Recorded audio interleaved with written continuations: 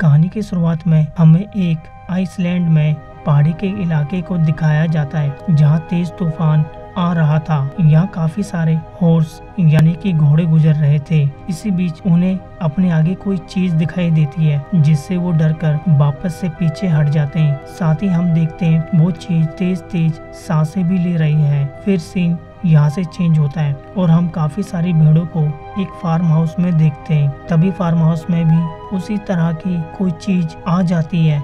इससे घबरा कर वो भेड़ें दूसरी जगह पर चली जाती है, लेकिन इसी बीच एक भेड़ बाकियों से पीछे रह जाती है और जब वो आती है तो उसकी हालत काफी खराब होती है। इसके बाद सब भेड़ें उस चीज को वापस जाते हुए देखती है। अब इस फार्म हाउस के मालिक इंग्वार और उसकी वाइफ मारिया को देखते हैं और पता चलता है वो शहर से दूर एक पहाड़ी इलाके में रहते हैं। और अब इस मूवी का चैप्टर 1 शुरू होता है और ये पिछले सीन से कुछ टाइम बाद का सीन है जहाँ इंग्वार भेड़ों के पास जाकर रोज की तरह भेड़ों को घास डालता है। साथ ही हमें पता चलता है उसके साथ उनके घर पर एक डॉग और एक कैट भी है। फिर उनकी भेड़ें उनके नए बेबी को जन्म देने लगती है जिससे मारिया उनकी हेल्प करती है। रात में डिनर के वक्त इंग्वार न्यूज़पेपर पढ़ता है और उसमें देखता है कि अब टाइम टेबल पॉसिबल है और इसके केवल थ्योरी लिखी गई है। इसे सुनकर दोनों बोलते हैं आगे ये पॉसिबल है।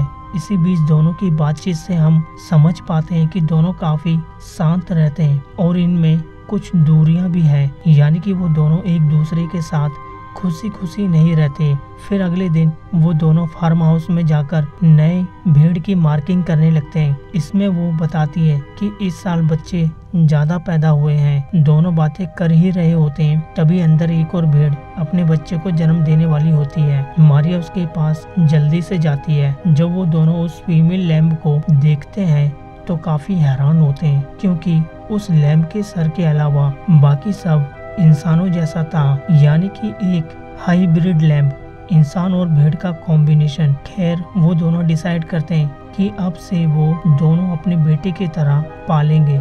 इसके बाद मारिया उसे उसकी माँ से अलग करके अपने साथ घर ले आती है और उसका अपनी सगी माँ की तरह ध्यान रखती है। मारिया उसे पाकर काफी खुश रहती है। इसके बाद वो उस लैम्ब का नाम एडा रखते हैं। हमें पता चलता है कि एडा उसकी बेटी थी जो कि पैदा होते समय मर गई थी। इसी वजह से उन दोनों में दूरियां रहने लगी, लेकिन अब नई एडा आ जाने की वजह से सब ठीक हो गया है। मारिया और इंग्वार को उसकी असली माँ से कोई फर्क नहीं पड़ता कि कैसे उसकी असली माँ से छीना जाता है तो उसे कितना दर्द होता है। दूसरी तरफ फार्म हाउस में उसी भेड़ को देखते हैं जो कि अपने बच्चे को खोकर काफी दुखी होती है और उसे आवाज लगाने लगती है। अगले दिन मारिया फार्म हाउस में जाती है तो वो भेड़ उसकी तरफ मेमी आने लगती है। देखने से पता लग रहा था जैसे वो अपने बच्चे को वापस लाने के लिए कह रही हो। ये देखने के बाद मारिया समझ जाती है कि वो क्या मांग रही है, लेकिन उसको कोई फर्क नहीं पड़ता और वो वहाँ से चली जाती है। शाम के वक्त मारिया एडा को गले लगाकर घूमने लगती है। साथ ही इंग्वार ये देखकर कुछ नहीं कहता, लेकिन वो कहीं न कहीं जानता था कि ये सब गलत है, पर फिर भी वो मारिया की हाँ में हाँ कर देता है। अगले दिन इंग्वार फार्म हाउस में जाकर देखता है कि भेड़ ने उसकी रस्सी तोड़ ली है और वो वहाँ से गायब है। इधर मारिया घर के बाहर देखती है कि वो भेड़ विंडो के पास आकर अपने बच्चे को आवाज लगा रही है। तभी यहाँ इंग्वार आ जाता है। दोनों मिलकर उसे फार्म हाउस की तरफ भगा देते हैं, लेकिन फिर भी वो भेड़ वापस घर के पास आकर चिल्लाने लगती है। दोनों उसकी आवाज से परेशान होकर अपनी विंडो और शीशे को बंद कर देते हैं और दोनों उसको अनदेखा कर देते हैं। अगले दिन मारिया ट्रैक्टर से अपने खेतों की तरफ निकल जाती है और इंग्वार वापस से अपने फार्म हाउस में काम करने आ जाता है, लेकिन इसी बीच वो अपने घर का गेट बंद करना भूल गया था। जब वो दोनों घर पर आते हैं तो उन्हें एडा कहीं नहीं मिलती। इसे लेकर दोनों काफी घबरा जाते हैं। इसके बाद दोनों घर के आसपास भी चेक करते हैं, लेकिन वो कहीं नहीं दिखाई देती। आगे वो पहाड़ों के पास जाकर देखने लगते हैं। काफी आगे उन्हें एडा मिल जाती है अपनी असली माँ के साथ, यानी कि उसकी माँ ही उसे लेकर जा रही थी। मारिया एडा को उठाती है और वापस से घर की तरफ जाने लगते हैं। साथ ही वो भेड़ उनके पीछे पीछे आने लगती है। तब मारिया उस पर चिल्लाती है और उसे भाग जाने को कहती है। इसके बाद दोनों घर आकर उसे सुला देते हैं और यहीं से मूवी का चैप्टर का पार्ट 2 शुरू होता है। और ये भी कुछ टाइम आगे की कहानी है, जहां मारिया एडा का और भी ज्यादा ख्याल रखने लगती है। दूसरी तरफ हम कुछ लोगों को देखते हैं जो गाड़ी की डिग्गी में एक आदमी को पकड़कर लाए थे और उसे पहाड़ी के इलाके में छोड़कर चले गए। इसके बाद वो आदमी इंग्वार के घर की तरफ जा रहा था। इधर रात में मारिया को भेड़ों के डरावने सपने आने लगते हैं। जब उसकी आंखें खुलती है तो वही भेड़ विंडो के पास आकर अपने बच्चे को आवाज लगा रही थी। इसे देखकर मारिया काफी गुस्से में आ जाती है और फार्म हाउस में से गन लाकर उस भेड़ को शूट करके एक बार में खत्म कर देती है। इसके बाद उसे खींचकर दूर कहीं ले जाकर मिट्टी में दफना देती है। अब उसे लगने लगता है कि अब उस भेड़ की आवाज परेशान नहीं करेगी। लेकिन उसी बीच हम उसी आदमी को देखते हैं जिसने ये सब कुछ करते हुए देख लिया था। वो आदमी उन्हीं के फार्म हाउस में सो जाता है और सुबह होने पर उनसे मिलने इंग्वार आता है। असल में वो इंग्वार का भाई पीटर है, जो कि काफी दिनों के बाद उनसे मिलने आया है। फिर इंग्वार उनको अपने साथ खाने पर ले जाता है। इसके साथ खाने पर एडा भी आती है। इसे देखकर पीटर काफी ज्यादा हैरान होता है। उसे कुछ समझ में नहीं आता कि ये सब क्या चल रहा है। वो उस वक्त तो उनसे कुछ नहीं कहता, लेकिन बाद में जब एडा मारिया के साथ नहा रही होती है तो वो उन्हें देखने जाता है। उसे ये काफी अजीब लगता है, कैसे कोई एक भेड़ के साथ इतना घुल मिल सकता है। इसके बाद वो इंग्वार से पूछता है कि ये सब क्या चल रहा है। इस पर वो उसे बताता है कि ये हमारे लिए एक खुशी है। अब पीटर उनसे कुछ आगे पूछता, इससे पहले इंग्वार उससे कहने लगता है कि जब तक तुम यहाँ चाहो यहाँ रह सकते हो, लेकिन हमारी पर्सनल लाइफ में इंटरफेयर मत करना। इससे उसको हाँ कहना पड़ता है।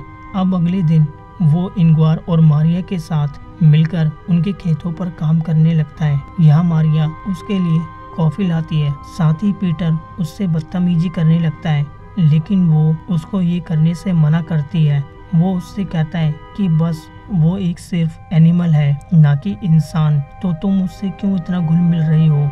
ये बात मारिया को बुरी लगती है, लेकिन वो उसे कुछ नहीं कहती। अब अगले दिन तीनों मिलकर पुराने कैबिन को साफ करने लगते हैं। इसी बीच पीटर को एक म्यूजिक ड्रम सेट मिलता है और वो उसे बजाने लगता है। उसे बजाता हुआ देख एडा आ जाती है। इसके बाद वो उससे भी घुल मिलने लगती है। कुछ देर बाद पीटर उसे कैबिन के बाहर वाली घास को तोड़कर खिलाने लगता है। साथ ही हम देखते हैं वो घास खा भी रही थी। तभी यहाँ इंग्वार आ जाता है और ये देखकर पीटर पर काफी गुस्सा होता है। अब पीटर डिसाइड करता है कि वो इस पागलपन को दूर करके ही रहेगा। वो देखता है कि इंग्वार और मारिया सो रहे हैं। वो एडा को अपने साथ बाहर घुमाने ले जाता है और साथ ही वो फार्म हाउस में से गन ले लेता है। वो घर से बहुत दूर आकर उस पर गन पॉइंट कर देता है। इधर जब मारिया उठती है तो उसे एडा कहीं नहीं दिखती। इसके बाद वो उसे घर में ढूंढने लगती है। उसे एक जगह एडा पीटर की गोद में सोती हुई मिल जाती है। यानी पीटर उसे मार नहीं पाया और उसने आखिरकार एक्सेप्ट कर ही लिया। अब यहाँ से मूवी चैप्टर का पार्ट 3 शुरू होता है। मारिया एक जगह पर जाती है जहाँ 3 कब्र थी और उसमें से एक कब्र उसकी असली बेटी एडा की थी, जो कि बोर्न होते ही मर गई थी।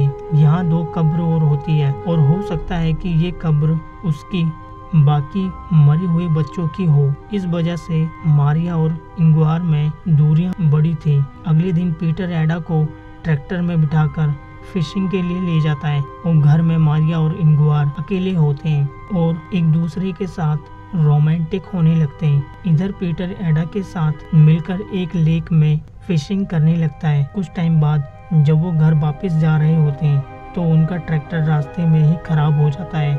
इसके बाद पीटर उसे छोड़कर घर आ जाता है। घर पर वो इंग्वार को ट्रैक्टर के बारे में बताता है कि वो खराब हो गया है। इसके बाद वो तीनों ड्रिंक करते हुए मैच देखने लगते हैं और बाद में साथ मिलकर डांस करने लगते हैं। एडा इस सब से परेशान होकर बाहर आ जाती है। वहाँ वो देखती है उसका डॉग किसी चीज को दूर से देख रहा है और जब एडा भी उस चीज को देखती है तो काफी डर जाती है। जब वो डॉग उस चीज की तरफ जाता है तो वो चीज उसे बेरहमी से मार देती है। अब एडा उससे जल्दी से बचकर फार्म हाउस में आ जाती है और अपना चेहरा शीशे में देखने लगती है। इसी बीच हम देखते हैं कि उसकी गन फार्म हाउस से गायब होती है। के बाद एडा जल्दी से भागकर घर में आ जाती है, जहां इंग्वार को ज्यादा ड्रिंक करने के बाद नींद आ रही होती है। बाद में वो उसी के साथ बेड पर लेट जाती है। साथ ही हम देखते हैं एडा उस चीज से अभी भी डरी हुई थी। दूसरी तरफ मारिया और पीटर किचन में एक साथ होते हैं। यहाँ पीटर उसे एडा की असली मोम के बारे में बोलकर ब्लैकमेल करने लगता है और पूछता है, क्या तुमने एडा को बताया? क्या तुमने उसकी असली मोम को मार दिया है? ये बात सुनकर मारिया उसकी बात मान लेती है और उसे किस करती है और चालाकी से उसे एक कमरे में बंद कर देती है। वो नहीं चाहती थी कि एडा को ये सब बातें पता चले। इसी बीच हम देखते हैं कि उसकी कैट उसके घर से दूर रहने लगी है उस चीज के डर की वजह से। अगले दिन सुबह मारिया पीटर को उठाती है और बाद में उसे स्टैंड पर छोड़ने चली जाती है। वहाँ वो उसे बताती है कि एडा उनके लिए एक गिफ्ट है जिससे वो अपनी नई शुरुआत कर सकते हैं। इधर हम देखते हैं एडा इंग्वार को ब्रेकफास्ट देती है और बाद में इंग्वार उसे लेकर ट्रैक्टर की तरफ जाने लगता है, जो कि रास्ते में खराब पड़ा था। दूसरी तरफ मारिया पीटर को बस में बिठाकर घर की तरफ आने लगती है। इधर इंग्वार उसे रास्ते के बारे में बताने लगता है कि घर की तरफ आने का रास्ता कौन सा है। अब वो ट्रैक्टर के पास आकर उसे स्टार्ट करने की काफी कोशिश करता है, लेकिन वो स्टार्ट नहीं होता। इसके बाद इंग्वार एडा को लेक की तरफ ले जाने लगता है। इधर मारिया घर पहुंचती है, लेकिन उसे उन दोनों में से कोई दिखाई नहीं देता। अब जैसे ही वो घर के बाहर चेक करने आती है तो उसे गन के फायर की आवाज आती है। वो जल्दी से उस तरफ जाने लगती है। इधर हम देखते हैं कि किसी ने उसकी ही गन से उसको शूट कर दिया है और हम देखते हैं कि फायर एक अजीब से दिखने वाले इंसान ने की है, जिसका सर भेड़ जैसा है और बाकी की बॉडी इंसानों की तरह, यानी कि देखने में एडा की तरह। इसके बाद वो हाईब्रिड इंसान एडा को पकड़कर अपने साथ ले जाने लगता है। अब एडा इंग्वार से दूर जाती हुई दुखी होती है, लेकिन वो उसे अपने साथ लेकर चला जाता है। जब तक वहाँ मारिया पहुँचती है, इंग्वार की मौत हो जाती है और वो एडा को लेकर चला गया था। इंग्वार की मौत से काफी ज्यादा दुखी होती है और इंग्वार से एडा के बारे में पूछने लगती है कि वो कहाँ है, लेकिन वो उसे कुछ नहीं बता पाता। इसके बाद मारिया खड़ी होकर सब तरफ देखने लगती है, लेकिन वो उसे कहीं नहीं दिखती। अब असल में दोनों वो हाइब्रिड इंसान एडा का असली फादर था, जिसने एक दिन फार्म हाउस में आकर एक भेड़ को प्रेग्नेंट कर दिया था। जैसे वो हाइब्रिड था वैसे ही हाइब्रिड पैदा हुई। इससे हम ये समझ पाते हैं कि कहानी की शुरुआत में जो घोड़े जिस चीज से डर के भागते हुए देखते हैं, असल में वो हाइब्रिड ही था, लेकिन हमें मूवी में उस हाइब्रिड के बारे में जानकारी नहीं दी गई है। हो सकता है वो फ्यूचर में किसी एक्सपेरिमेंट का नतीजा हो और किसी तरह टाइम में वापस आ गया हो। सो इसके लिए काफी सारी थ्योरी बन सकती है। सो गाइस, कहानी इतनी ओपन है, हम एंडिंग को थोड़ा इधर उधर करके बना सकते हैं। और अब मारिया के पास कुछ भी नहीं होता, ना उसका हस्बैंड और ना ही उसकी बेटी। और इसी के साथ ये मूवी यहीं पर ख़त्म हो जाती है। अगर इस मूवी की एक्सप्लेनेशन आपको पसंद आई हो तो प्लीज़ वीडियो को लाइक और चैनल को सब्सक्राइब ज़रूर कर देना।